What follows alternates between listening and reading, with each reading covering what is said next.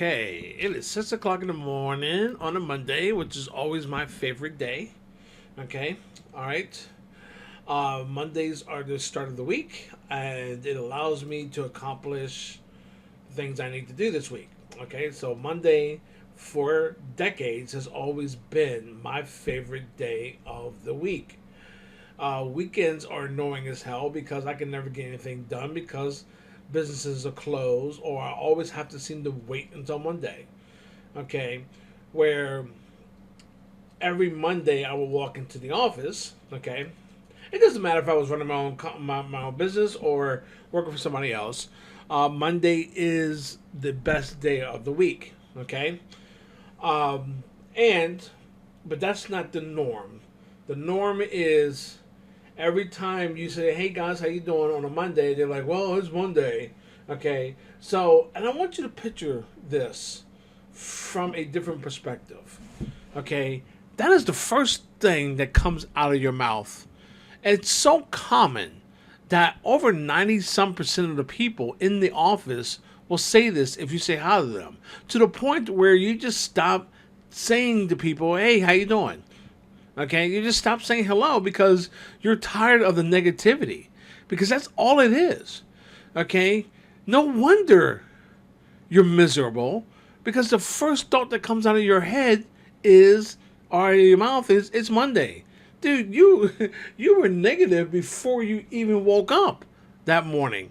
Okay? That's how you see your career, right? So, I that's guys, I've been working since I was 15 years old. Okay? Never have I had that attitude. Okay? All right, and if I do have that attitude, which there has been, things, from, maybe, moments in my life where I've had that attitude, it's time for me to switch jobs. Okay? Because it's not me that's causing that. That misery is coming from outside sources, and that has to be eliminated. Okay? But, nonetheless, okay, it's Monday, and we're back at it. All right, so normally Sundays are the day that I stay in bed 24/7. Okay,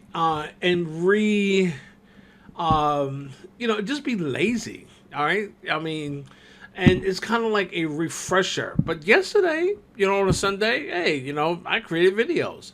I didn't even realize it was Sunday when I was doing it. I was like, damn, okay, all right, now.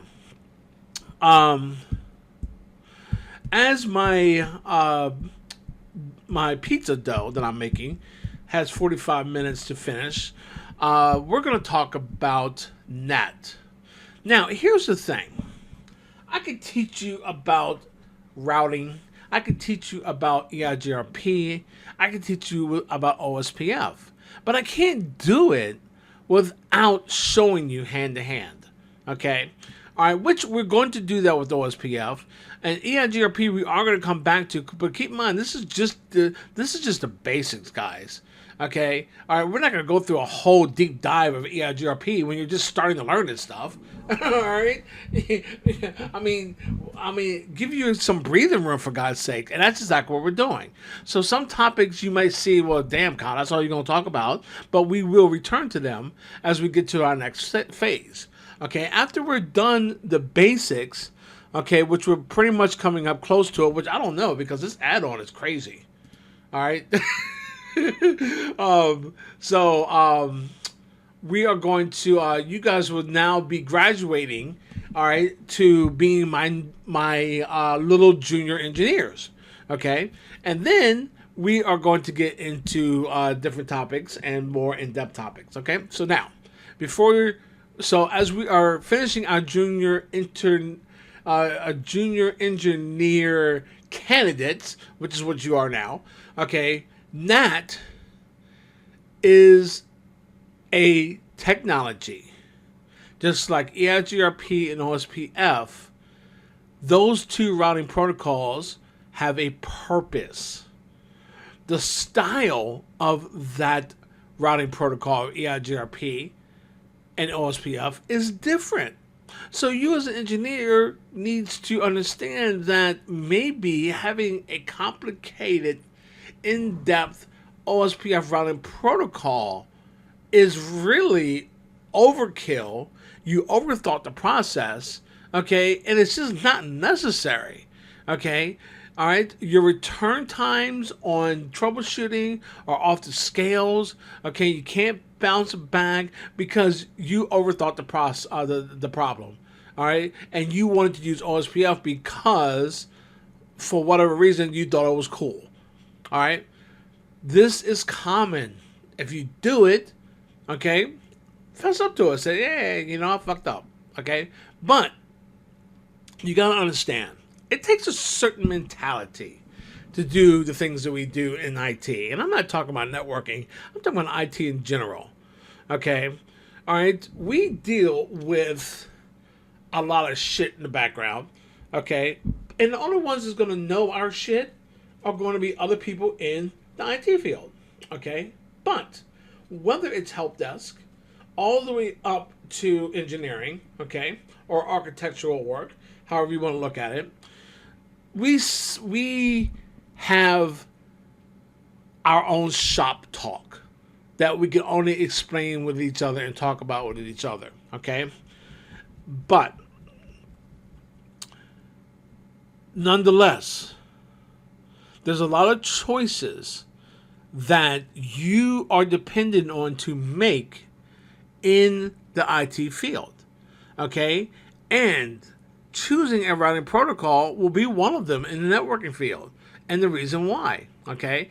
If you are running Cisco devices all across the board, why not use EIGRP?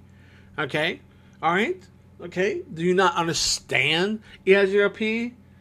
Okay? Now, here's the thing. If you don't understand EIGRP, you shouldn't be deploying any routing protocol. You should be using static routes. Okay? All right? No technology that you are using does not come with the cost of having to know that technology to the level of solving a problem and why are you using this technology. Okay? And I'm going to tell you, the worst people in our field, and I'm talking about network field, by the way, are the ones who say they're network engineers and their troubleshooting solution is to go into an interface and just randomly do a no command on the actual interface and bring the interface back up and see if it works. Are you kidding me? You're just randomly taking commands off. You don't even know what the commands do. Because that's the reason why you're randomly checking them. Okay, why don't you just take everything except the IP address off the interface? If that's what you're going to do. Okay? All right, guys, you should not be in the field if you're doing that. Okay? I might sound kind of harsh, but dude, what are you doing?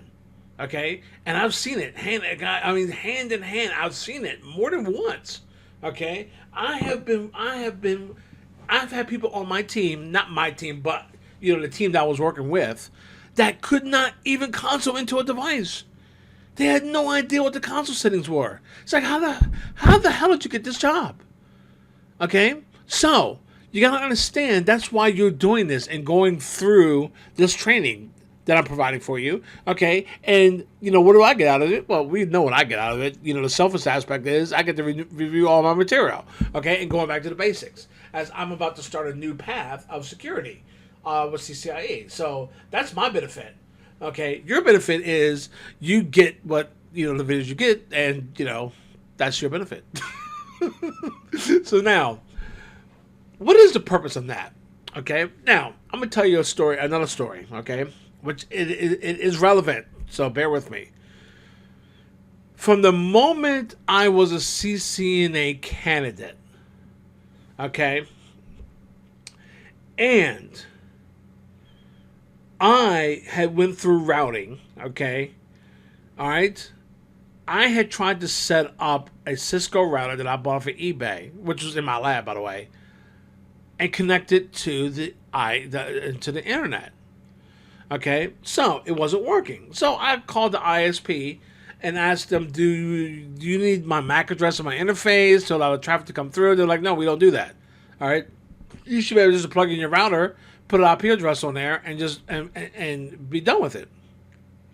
Now, okay,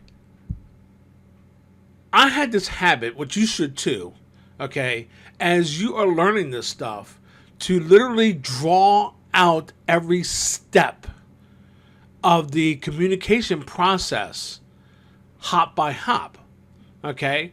But my PC is directly connected to the router, okay? So I'm drawing out the headers, the source IP, destination IP, source MAC, destination MAC, okay?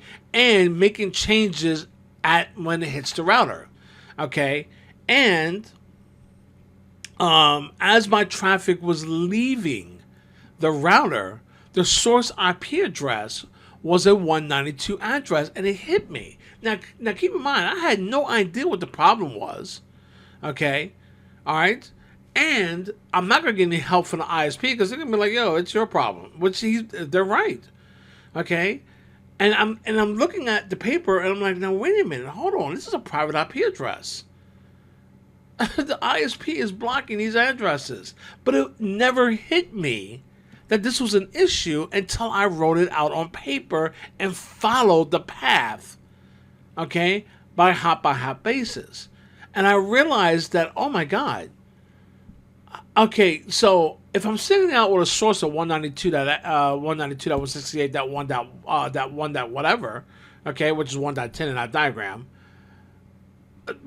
well, first of all, the ISP is going to block that 192 address, but let's say if it even allowed it to go out, okay, and it hits, Google's server, okay, all right, but the return traffic is going to be a 192.168.1 address, that 1.10 address, and okay, so Google is sitting on the internet, okay. It doesn't mean that Google is sitting in a private network. And even if it did, okay, I'm sure their private network contains 192.168.1 something. So now my traffic is going to be routed into their private LAN and get dropped because, it's going to be like, dude, I don't know why I'm getting this packet, okay? And even if it didn't, and it was just sitting on the internet only, okay, there is no route in the internet routing table, okay, which is about 800,000 routes, by the way, okay, and I'm just guessing that's what it was when I looked it up years ago, okay, and who knows what it is now, okay, so now it's not going to have a 192.168.1.0 network in its routing table, so the packet gets dropped. So we have a problem here, because somehow I need to get my packet of 192.168.1.10 to go out the internet and have that traffic return. Remember, I can't communicate without two-way traffic or two-way communication. So NAT was born, okay? Now, NAT is the concept that the router that we see here, let's kind of, zoom this in a little bit. This router here, okay, has two networks. Now remember, every interface on a router has to be a different network. Otherwise, it will be pointless to have a router. Okay, the router is not going to allow you to put two interfaces on a same subnet. Now, can you break that rule? Of course, but we're not going to talk about that right now. Okay, so now, 192.168.1.1's interface is in my network, but it's a private IP address, which is going to be blocked by the ISP, and it's not in the internet routing table.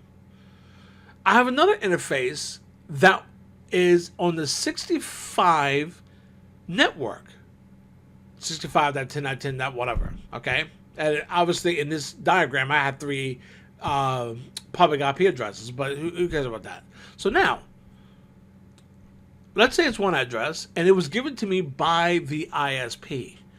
Now, we got to understand, everything from your ISP, even the cable brought to your building, okay, is labeled as their responsibility. And I said label, that's a poor choice of words. It's their responsibility. Now, there's going to be a connection or a terminal. Okay, when I mean terminal, I mean literally maybe a punch block or something like that. Okay, it's going to be terminated at some location. So either you have to punch down like you're doing a phone cable, a phone line, or you're just going to plug in an Ethernet jack. Okay, or you're going to use a serial cable, and that box that transmits that cable, that light or that Ethernet cable into a serial connection. That's their responsibility too. So the cable that you plug into the box and plug into your router is your responsibility. Okay, so that is the boundary. Okay, and we call that boundary demarc, okay, or demarcation, okay? And demarcation by definition is, the edge of a boundary or the boundary line, the imaginary line that's been drawn on whose is this on one side, who's this on the other side. And I'm doing hand gestures like you can see them, but you get the idea. Okay, so now, what does NAT do?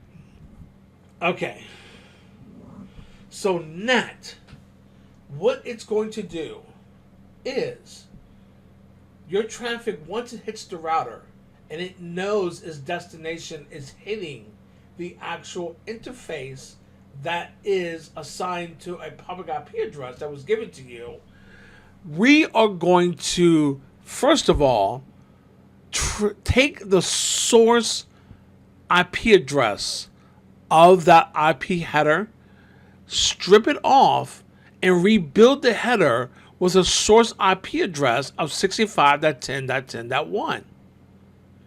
Now, let's be clear. What has that done? Because now when traffic goes out and hits Google, okay, now it looks at the source and says 65.10.10.1, puts that IP address in the destination field for the return traffic, okay, and puts their public IP address in the source of that packet. And it gets sent out. And when it goes to send it out, it first looks 65.10.10.0 network in, assuming it's just /24, by the way, and looks it up in the table, and it will see that route in the internet's routing table. Okay, so this is very powerful, because what I have done is I have manipulated the source IP address of the 192.168.1 and swapped it with the source IP address of the interface IP address of my router sitting on my end from the ISP. That guarantees that that packet comes back to me. Ingenious, right? Hell yeah. Okay? Now, how the hell? Because when the router gets to here, when the packet gets back to the router, the original PC that sent the packet was 192.168.1.10. I need to now flip that destination address, which was 65.10.10.1, and I'll flip it with 192.168.1.10 to make sure it gets back to the original PC that sent out the packet anyway. How do we do that? By recording this flow of traffic in a table, which is called the NAT translation table, because that's exactly what we're doing, guys. We are translating one IP address to another, okay? And the router has that table on itself, and it's responsible for flipping that source address as the traffic leaves, and then flipping the destination address as it returns. Okay, and without the NAT table, it can't do that. All right? So, 192.168.1.10 has no idea that this is happening. All it knows is it sent data out. Because remember, PCs, printers, switches, and routers are all separate entities. Okay? The PC has no idea that NAT is going on. Okay? Now, what is double NAT? Double natting is when you have a router that does natting, and then another router downstream or down the line or down or through the path of the to get to the destination does natting again. Okay, so now you got two different routers at two different locations down the way, okay, or down the path, okay, of doing translations. Will you ever encounter this? You goddamn right you will, especially in large ass data centers. Okay? And it's confusing. Yes, it is, because first of all, you have to know the topology. Okay? Meaning that when you go to a new contract, someone should be explaining to you how the NAT works within a data center, because there are multiple NATs. Guys, and once you get to like NAT, 3 NATs and 4 NATs, it's confusing as hell. It hurts your brain. Okay? All right, for good reason, because, that can be confusing. Okay? Now, NAT is called Network Address Translation Protocol. Okay? Because remember, what we're really doing is, and I want you to start doing this, okay? I didn't start doing this until midway into my career. Okay? 2 things. All right? Using certain words, like you can read about demarc and demarcation in a book, but that's it. Like, what the hell is that? And then you'll hear someone call it a demarc, okay, and the demarc is in this building, okay. So now, in your mind, the demarc is just where it's terminated. That's fine, okay, but what I want you to start doing as an engineer, okay, or I should say junior engineer candidate, but we're not gonna be doing that type of semantics. So I'm going to look up apparently, I guess one of my keys on my keyboard is a shortcut to stop the video, and I need to find out what the shortcuts are, because that's just what happened. So, anyway, we're going to look up demarc definition.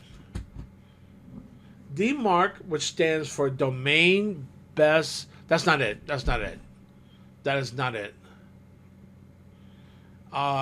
So let's take demarc, meaning in communication. No, that's not it. Okay, so demarcation definition. Okay, the action of fixing the boundary or limits of something. Okay, all right. So boundary. Okay, that's why we call it the demarc. Okay, all right, and obviously there was some kind of demarc protocol for, I think it was Microsoft. But nonetheless, that's what it means. I want you to start getting the habit of this. Okay? All right? And do not use acronyms as far as definitions. Use the full word. Okay? This is going to, when I started doing this, and like I said, it took me like half of my career to start doing it, it changes things drastically, because there's a lot of words that are used in networking that, if you knew the real definition of that word, it would literally make sense. Okay?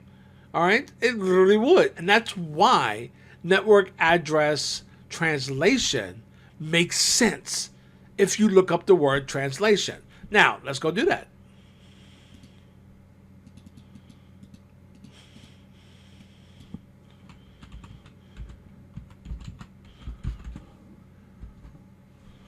Okay, the process of translating words or text from one language into another. Okay? Instead of language, we're translating, okay, IP addresses or digits from one digit to another. Okay? All right? It makes sense, right? That's why it's called Network Address Translation Protocol. Now, there are acronyms that by definition, you're like, who the hell came up with that? But most of the time, this is a good practice for you to start early on. Trust me, it's going to be the best thing you've ever done. All right, I already told you why we needed NAT. Okay, how do we set up NAT? Now, again, remember the routing protocols. Okay, the only way to really explain it to you is to show you, and that's the same thing. However, we're on hold. Okay, meaning that we can go through the theory and then we have to go back and come back and do the labs. Not what I want to do. Okay, but trust me. Once I solve the problem as far as getting a virtual lab, which I'm hoping Cisco virtual lab will work, okay, things are so much easier from a teaching perspective. Okay, well, Colin, why don't you use NetSim? No, we're not doing NetSim. We're not doing what was the other company that was green? They would use the green color. Oh, Boson. I think Boson Network Labs. We're not doing those. Okay, we are not. And I would love to use GNS3 or Eve, but I'm telling you, I think my processor has issues with nesting, because in order to have what's it called,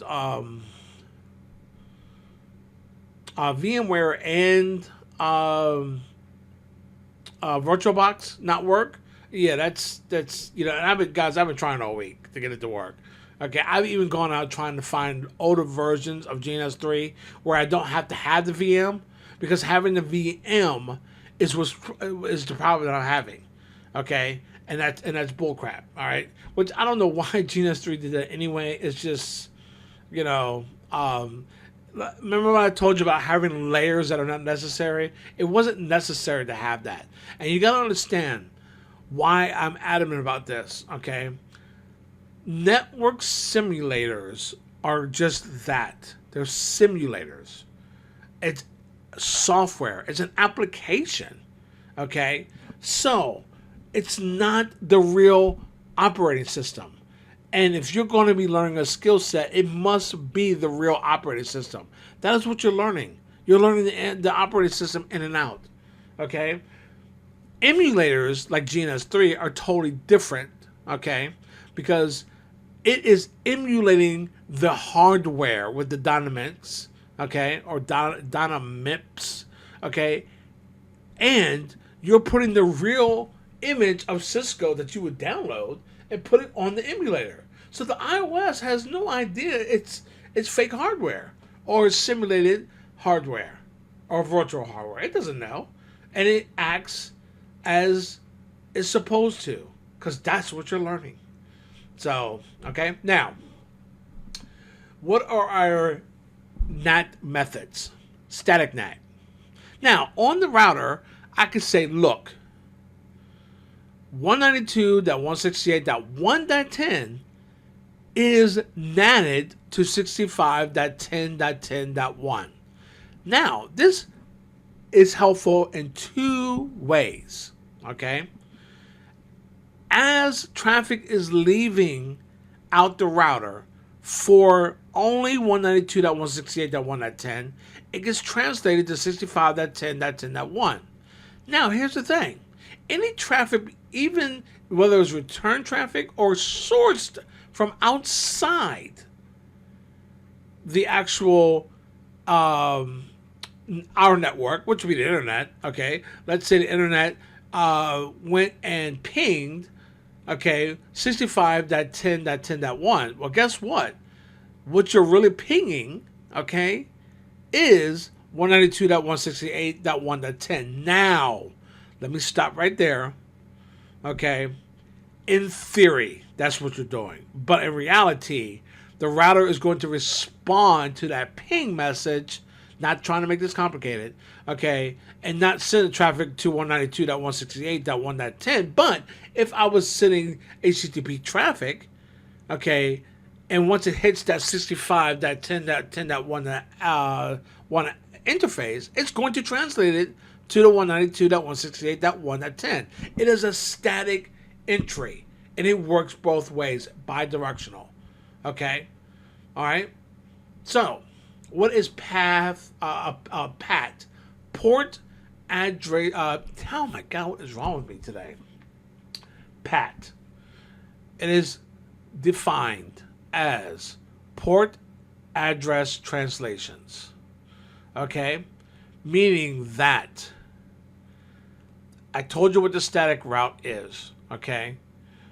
But for the entire subnet of 192.168.1.0, which is 254 addresses, I want all those addresses to be NATed, giving the entire subnet the ability to reach the internet. And what we're going to do in our translate table to differentiate that traffic to say, hey, this actually goes to this, and this goes to this, okay? All right, we use port numbers, random port numbers, okay, that that NAT itself will create, okay, all right, in the table based on the random source port number that is created by the actual host itself, okay? All right, make sense? So that gives us the ability to not just have a one-to-one translation relationship. A static route does that, but if I had a one-to-one relationship, I could only have one PC at a time to translate over the internet. Okay, and that's just not feasible. It's not flexible. So we use PAT, or port address translation, and that gets put in the table, and that way it gets back to the right PC. Okay, because it's because we're using 254 addresses on that entire subnet. Now, it's not just that subnet. I got other subnets.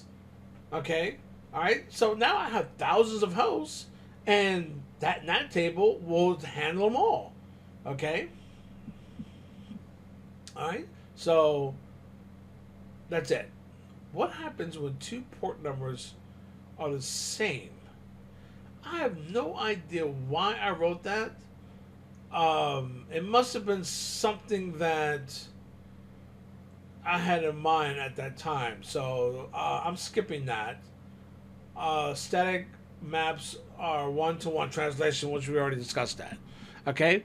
And guys, be strong, be determined, be Cisco. See ya.